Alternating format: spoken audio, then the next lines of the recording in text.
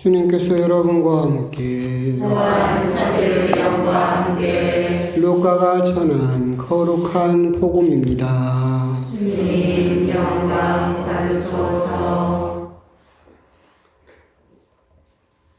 그때 예수님께서는 스스로 의롭다고 자신하며 다른 사람들을 업신여기는 자들에게 이 비유를 말씀하셨다. 두 사람이 기도하러 성전에 올라갔다. 한 사람은 바리사이였고 다른 사람은 세리였다. 바리사이는 꼿꼿이 서서 혼잣말로 이렇게 기도하였다. 오 하느님, 제가 다른 사람들, 강도짓을 하는 자나 불의를 저지른 자나 간음을 하는 자와 같지 않고 저 세리와도 같지 않으니 하느님께 감사드립니다. 저는 일주일에 2번 탄식하고 모든 소득의 11조를 바칩니다. 그러나 세리는 멀찍이 서서 하늘을 향하여 눈을 들 엄두도 내지 못하고 가슴을 치며 말하였다. 오 하느님, 이 죄인을 불쌍히 여겨주십시오. 내가 너희에게 말한다. 그 바리사이가 아니라 이 세리가 의롭게 되어 집으로 돌아갔다. 누구든지 자신을 높이는 이는 낮아지고 자신을 낮추는 이는 높아질 것이다. 주님의 말씀입니다. 그리스도님 참여합니다. 참 예수님. 날이 갑자기 또 기온이 떨어지긴 했는데 그래도 가을이 또 오는 순간이기 때문에 시간이기 때문에 또 우리들에게 적응하기를 또 원하고 있는 것 같습니다. 이런 환절기에 감기 조심하시고 또 몸 건강도 잘 챙기셨으면 좋겠습니다. 내일은 또 본당 성지순례를 가고 원래 이제 우리가 작은 본당이었을 때는 특전 미사 안 하고 그냥 성지순례만 갔잖아요. 그래서 제가 놀고 먹었잖아요. 그런데 우리 본당이 이제 큰 본당이 되다 보니까 이제 특전 미사도 해야 되고 많이 발전했다라는 생각도 들고 그렇습니다. 하여튼 마음만은 또 함께 해주시기를 바라고 또 나중에 여유가 되면 여러분들과 또 함께 성지순례를 갈 수 있도록 또 그런 은총도 청해보고 그렇습니다. 오늘 복음은 바리사이와 세리의 기도라는 극명하게 대조되는 비유 말씀을 예수님께서 하고 계시죠.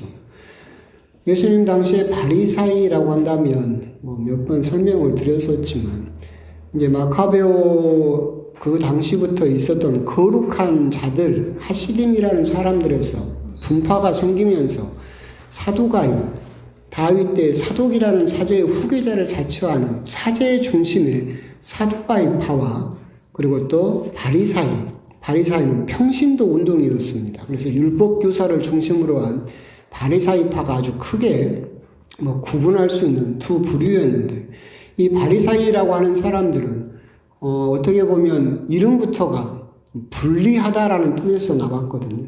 그러니까 자기들은 일반적인 평범한 사람들과 다르다라는 의식을 가지고 있었고 그로 인해서 자기들이 경건하다라는 그런 자의식을 가진 율법 교사를 중심으로 한 평신도 운동이었습니다.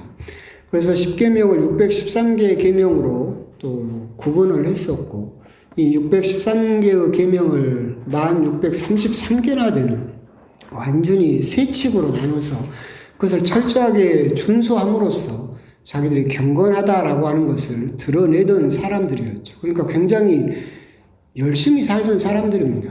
그러니까 예수님께서도 너희들도 바리사이를 능가하지 않으면 이라고 말씀하실 정도로 굉장히 하느님께는 진지하고 열심히 살던 사람들이라고는 그것만은 우리가 무시할 수 없겠죠. 이 사람이 성전에 들어가서 기도를 하는데 저기서 세리를 보게 됩니다.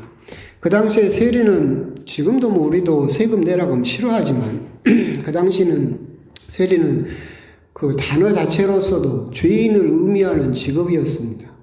그러니까 로마 이때 이스라엘이 로마의 지배를 받았었는데 로마 제국은 세금을 어떤 식으로 걷느냐면 신청을 받아요. 그러면 이제 세금을 걷는 사람들이 일반 사람들이 신청을 하는 거예요. 자, 그럼 팔레스타인 지역, 자, 신청하세요. 그러면 이런 민간 업체들이 나는 여기서 몇 달란트를 걷어서 세금을 걷겠습니다. 그럼 이렇게 쭉 신청을 받아가지고 가장 높은 사람이나 적당한 사람에게 낙점을 주죠. 그리고 나서 이 세금업자는 일시불로 먼저 내버려요. 그럼 로마 제국은 1년 동안 기다릴 필요 없이 전 세계에서 세금을 한꺼번에 연초에 거둘 수 있다는 이점이 있죠.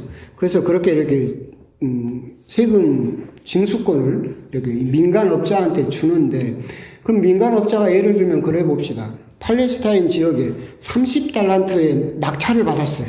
그럼 로마 제국에 30달란트를 납부를 하고 정직하게 여기서 30달란트만 거둘까요? 그런 사람은 없죠. 이 사람은 민간업자인데 30달란트를 냈으면 이익을 내야 되니까 어떻게든 돈을 걷어내겠죠. 다리를 막아놓고 다리를 건너려면 세금을 내기는 것부터 시작해서 정말 많은 세금을 부과하기 시작을 하죠. 그런데 그 일을 누가 하느냐면 유대인인 세리에게 또 하청을 주죠. 그럼 바리사이 사람들이 생각할 때 이 바리사이파는 로마 제국에 반대하던 사람인데, 로마 제국이 우리 민족을 지배하는 것도 모자라서 거기에 부역하고 있는 사람들이 세리였죠. 근데 그것도 아득바득 세금을 거두려고 하는 그 직업을 가진 사람이 세리입니다. 그러니까 바리사이가 보기에 세리는 사람으로도 안 보이죠. 그래서 그 당시에 그 기록에 따라지면 세리들을 개라고 부르기도 할 정도로 굉장히 인간 취급을 하지 않았습니다. 성전에서 이렇게 보니까 자기의 거룩함이 이 세리와 비교해서 얼마나 드러나겠어요. 자기는 그렇게 열심히 살면서 율법을 1633개나 지켜내는 사람인데 저 세리는 직업부터가 죄인이에요. 율법을 지킬 리도 없잖아요. 그래서 이런 기도가 나오게 됩니다. 그런데 너무나 역설적이게도 예수님께서는 누가 의롭다, 죄를 용서받았다라고 인정을 해주십니까? 세리였다. 왜 그런 일이 벌어졌을까라고 한다면 바리새인은 성전에 들어가서 오 하느님이라고 부르긴 하지만 누구를 보면서 기도를 합니까? 세리 보면서 기도하고 있죠. 오 하느님 해놓고 시선은 저 세리와 같지 않고 하면서 사람을 보고 기도를 하고 있죠. 세리는 성전에 들어가지도 못하고 저 문간에 서서 누구를 보고 기도하고 있습니까? 하느님을 보고 기도하죠. 그죠? 하느님 불쌍히 여겨주십시오. 자비를 베풀어 주십시오. 그렇기 때문에 용서를 세리가 받는 거죠. 여러분들이 보기에 바리사이가 용서받을 죄가 있습니까? 오늘 복음에? 없어요. 다 자기 잘한 것밖에 없잖아요. 그러나 하느님이 용서해 주려고 해도 이 사람은 지은 죄가 있어요? 없어요? 없죠. 바리사이는 자기가 지은 죄가 없다고 생각했어요. 그렇기 때문에 무슨 생각을 하느냐면 나는 너무나 열심히 살았고 지은 죄도 없기 때문에 구원은, 영원한 생명은 당연히 하느님이 나에게 줘야 되는 거예요. 그렇죠? 너무나 나는 잘 살았으니까 구원은 당연히 하느님이 나에게 주셔야 되는 거고 구원은 따놓은 당상인 거죠. 구원을 안 주면 하느님이 오히려 잘못된 거죠. 그러면 그렇게 따놓은 당상처럼 나는 너무 잘 살아서 구원받는 것은 너무나 당연하다. 그럼 구원을 받게 되면 감사를 할까요? 안 할까요? 안 하죠. 할 게 없잖아요. 왜 감사해요? 내가 이렇게 잘 살아서 당연히 내 공로로 내가 잘 살아서 구원을 받았는데 하느님에게 감사할 일이 없겠죠. 세리는 하느님께서 구원을 해주시면 오늘 복음처럼 용서를 해주시면 감사할까요? 안 할까요? 감사하죠. 자기가 죄인인 걸 너무나 잘 아는데 불쌍히 여겨주십시오라고 기도를 했는데 용서를 받았어요. 얼마나 감사하겠어요. 결국 그 차이가 어디서 드러나느냐라고 한다면 오늘 바리사이가 맨 복음 앞에서 있는 것처럼 스스로 의롭다고 자신하며 다른 사람들을 업신여기는 자들, 교만한 사람들에게 예수님께서 하신 경고다라고 생각을 하시면 되겠습니다. 오늘 복음을 묵상하면서 문득 이런 생각이 들었어요. 오늘 바리사이의 기도를 지금의 현대 언어로 바꾸면 어떻게 될까? 아마 현대 언어로 바꾸면 이렇게 기도할 거예요. 오 하느님, 저는 이렇게 주일미사만 오는 발바닥 신자하고는 가지 않습니다.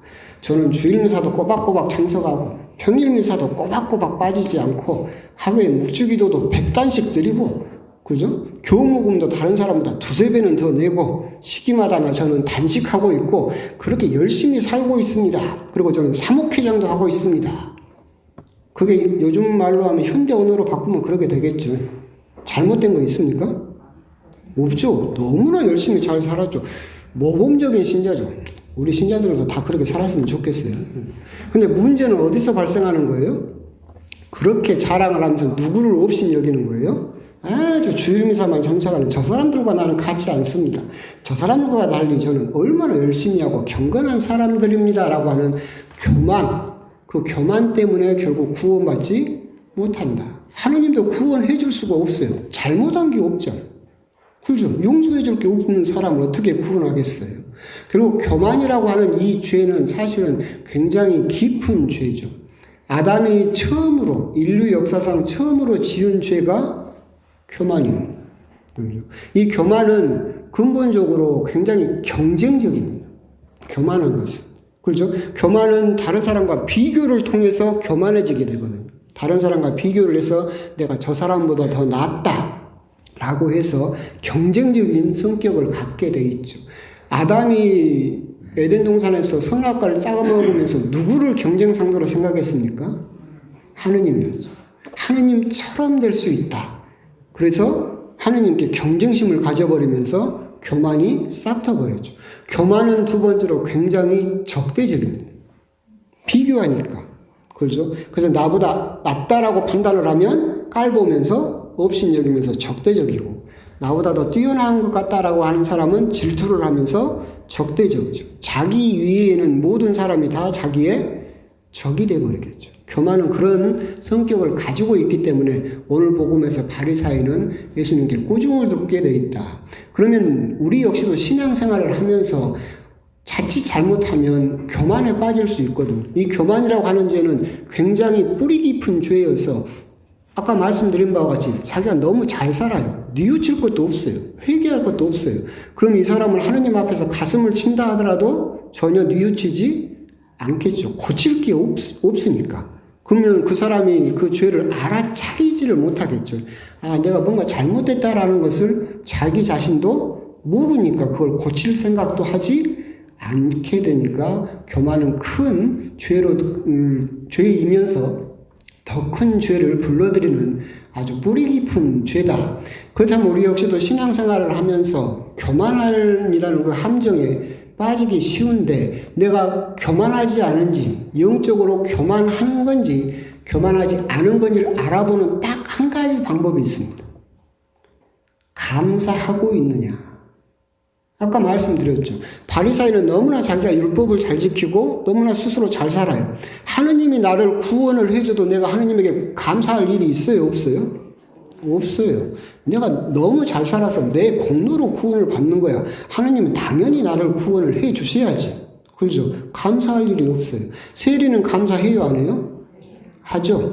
자기가 너무나 죄인이라는 걸 너무나 뼈저리게 잘 알기 때문에 구원이라는, 영원한 생명이라는, 천국이라는 선물을 받으면 이 사람은 너무나 감사할 것이다. 그렇기 때문에 무슨 말이냐면 교만한 사람은 감사할 줄 모르는 사람이에요. 감사할 줄 아는 사람은 교만하지 않은 사람이죠. 그럼 내가 교만한지 안 한지를 어떻게 알 수 있어요? 감사하고 있느냐? 그걸 한번 곰곰이 생각을 해볼 필요가 있겠다. 피정 프로그램 중에 그런 게 있었는데 무슨 말이냐면 피정 프로그램에서 흰 종이를 하나씩 다 여러분들한테 줘요. 오늘 감사한 거 5개만 적어보십시오. 여러분들 적을 수 있겠어요? 적을 수 있으면 여러분들은 교만하지 않은 착한 하느님의 자녀고, 적을 수 없으면 여러분 인생이 왜 그렇게 힘든지 정답이 나왔다. 그렇게 이야기를 하거든요. 감사하지 않으니까 오늘 하루가 너무나 힘든 거예요. 다 적대적이고 다 경쟁적이고 다 마음에 들지 않아요. 그럼에도 불구하고 내가 오늘 하루를 살면서 5개의 감사할 일을 적을 수 있다라고 한다면 여러분들은 교만이라는 함정에 빠지지 않는 사람이고 여러분들은 올바른 길을 가고 있는 하느님의 자녀다라고 생각할 수 있겠다. 오늘 복음을 통해서 굉장히 교만한 함정에 빠져버린 바리사이의 그 모습을 보면서 그 사람만 그런 것은 아니고 우리 역시도 자칫 잘못하면 그 함정에 빠질 수 있다. 내가 그 함정에 빠졌는지 안 빠졌는지 한번 곰곰이 한번 생각을 해보십시오. 아, 오늘 내가 감사할 일 5가지 5가지가 너무 많다 그러면 3가지만이라도 이런 일이 있어서 너무나 감사합니다라고 감사할 수 있다면 여러분들은 올바른 방향을 가고 있는 것이다. 한번 곰곰이 감사할 일 3가지를 한번 생각해 보셨으면 좋겠습니다.